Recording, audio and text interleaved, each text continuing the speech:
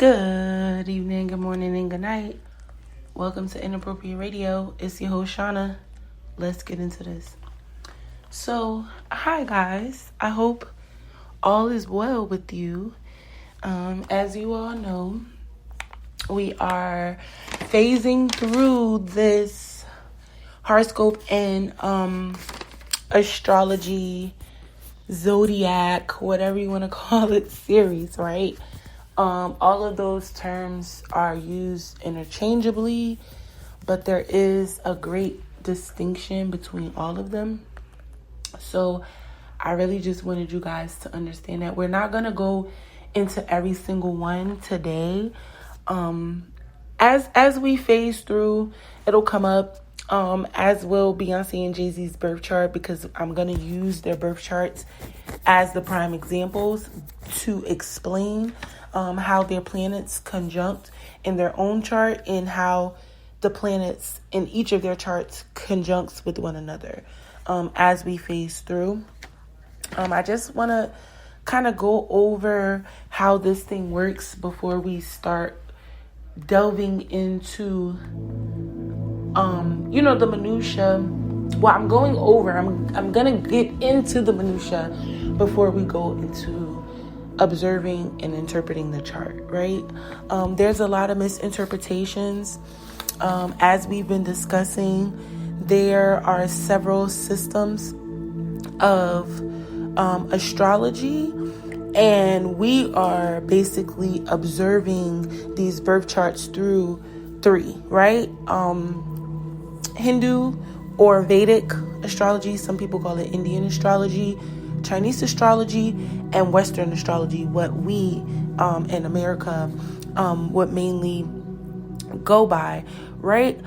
Now, speaking of those three, different systems, did you guys know that there were like over 9,000 planets? Like literally in our galaxy, there's 2 trillion galaxies, right? And it's in the observable galaxy, and there's 10 to the 25th to the 26th power planets, right, that we can see. TOIE 700E is 95% identical to Earth, right? And this is amongst some of the 5,000 new planets that were just discovered over the past 3 years. Now, I don't think that that's, a coincidence. Obviously, COVID happened 3 years ago, and we have been talking about on how December 21st in 2019, how we had the eclipse and how Jupiter had been conjuncting with Mercury, and how, this isn't going to happen for another 248 years.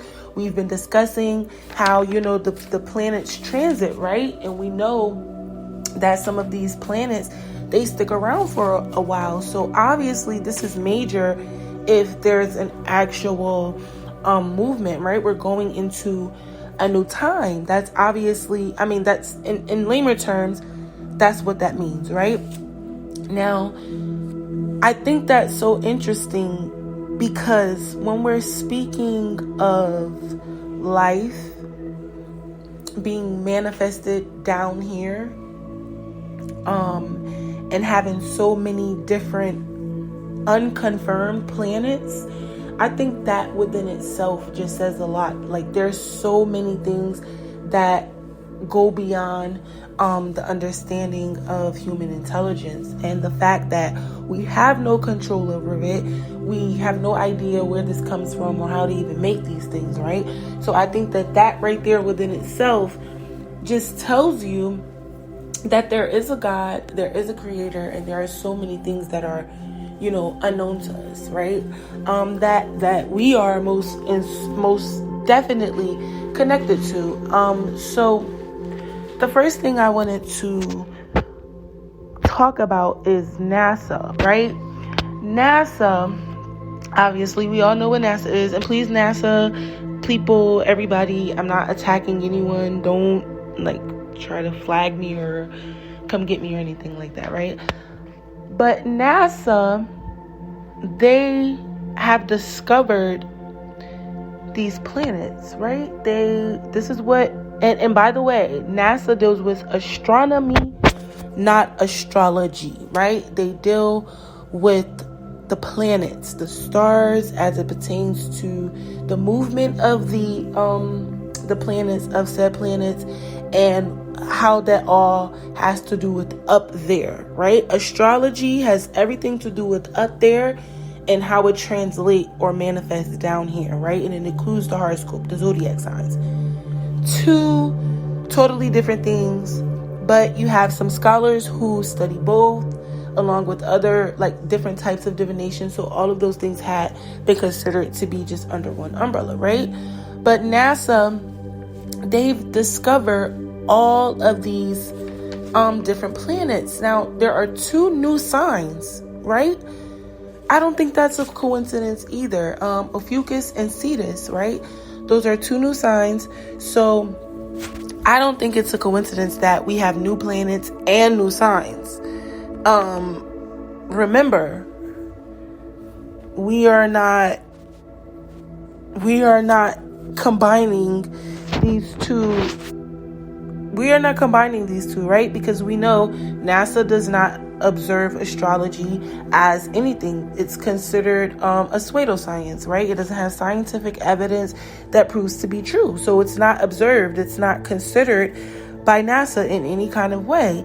But when you look at the findings of new planets and then new zodiac signs, I think it says something. It's saying something, right? Now you have Cetus and then you have Ophiuchus. Now Ophiuchus is it's said to be from November 30th to December 18th, and Cetus is from May 12th to June 6th. Now, what's so crazy to me is, again, we have these new signs, and then if you think about it, these periods are the transitions from one season to the next, right? Major harvest, right? When we harvest and when we hibernate, if you pay attention to that. And if you want to, look at the North Node and the South Node and look at how those things have anything to do with anything, then sure, go ahead. But what I'm saying is that something is obviously changing and something is going on. Now, astrology is not considered to be a religion, but as we discussed yesterday, some religions and cultures combine astrology with religion. And religion, there's a deity and there are multiple things that makes it a religion. Astrology doesn't have deities. There's no deities in astrology. But when you look at certain cultures like the Hindus or the Chinese, it's a combination of the two, right? So this is just furthering the idea that astrology has a lot to do with a lot of the basis of how the world operates, or at least in other cultures. Now, I wanted to go over how when we're looking at these charts, we need to know a few things before we start interpreting the charts. Now, you could have planets that get along, and you can have planets that do not get along, right?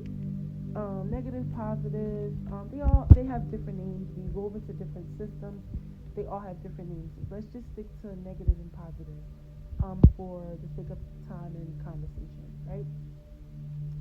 Now, what I find the most interesting out of all of this right now is that astrology, Western astrology, puts a focus on elements, right?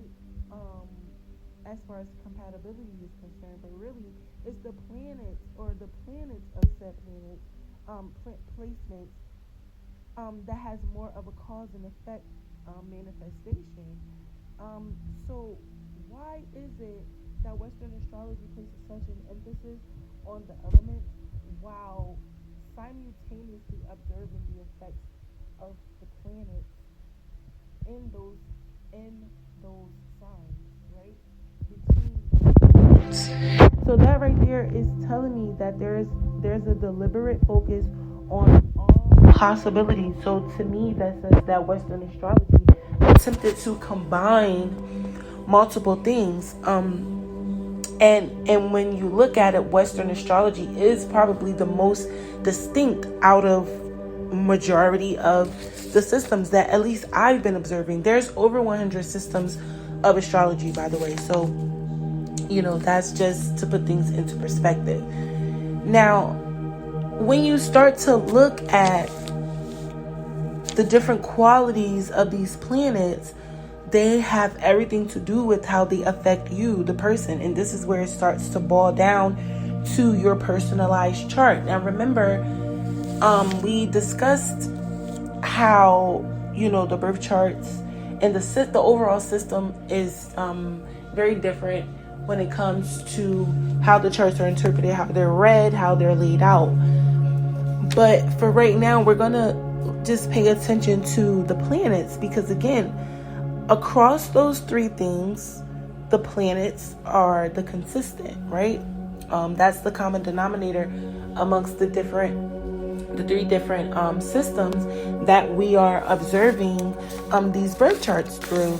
Now, I went in to just start looking at how the different planets work, and yeah, these planets sometimes don't get along, right? They call them enemies and friends. And remember, everything I'm saying is totally Googleable. You can Google it. You don't have to take my word for it. You can look into these things and look them up and really, really look at this yourself, right? You don't have to trust me. You don't have to believe me. You can literally do your own research. But what I'm doing is I'm starting to pay attention to the zodiac signs and the energy that's associated with those zodiac signs. And I'm looking at the potential of ailments. And when I say ailments, I'm not speaking of illnesses. I'm speaking in terms of warfare. I mean, illnesses too, but what types of demons are people more likely to attract? Okay, like a Scorpio, right? You have Scorpio.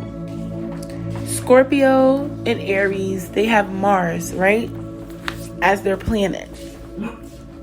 The planet of Mars is about what?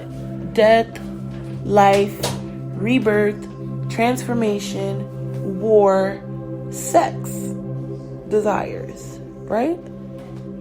So when you think of that planet, think of that energy moving around as it transits, right? Now, just because it has those qualities doesn't mean that it's a bad sign. Even though it is considered one of the bad signs, it doesn't mean that it's bad because that planet has friends. So when that planet conjuncts with another planet, it can have a positive effect, especially when it lands up in certain houses. So that's just the gist, right? That's the idea. Like, before we start going into it, it's important for us to understand the different energies that are associated with the planets and the zodiac signs before we start reading the chart, because then we'll be able to know what type of energy is transiting through the houses, and then that'll give us a better sense and idea of how to interpret and understand what's being manifested down, right? And then we'll be able to go into life purposes and destinies and rising signs and ascendings and descendings and ancestors. Then it'll all make sense. I just wanted to go over this, and we're going to go into it a little more detail, a lot more detail actually. But I just wanted to go over that because, like I said, some of these planets, they get along, and even though they have negative qualities, when they conjunct with their friends, they can make good things happen. So just keep that in mind. The planets and the signs have energies, and we're not speaking of elements only, right? We're talking about qualities, traits that can be good or bad. Because even a good planet like Jupiter, that's related to Sagittarius and Pisces, right? Higher learning, spirituality, expansion, growth, wealth, philosophy, right? Those are all good things. But when it conjuncts with the planet that it doesn't like, and by the way, those two planets actually get along, Mars and Jupiter. But let's just say it conjuncts with the planet that it doesn't like, it will have negative things manifest, right? So let's just try to keep that in mind. The energy, right? These are vibrations. So yeah, that's it for right now. I wanted to just go over that because after this, well, in a few days, we're going to start moving fast with the charts. And if you don't understand like any of this right now, it's definitely not going to make sense later. But yeah, I love you guys. I hope all is well. I hope you had a good day. I hope your energy is high. I hope you continue to vibe high and love and live and laugh. Love, live, and laugh. All right. I love y'all. Stay blessed. Eat some good. Drink your water. Eat your fruit and your vegetables. Mind your business. Sip your tea because it's gratis. All right. Love y'all. Peace.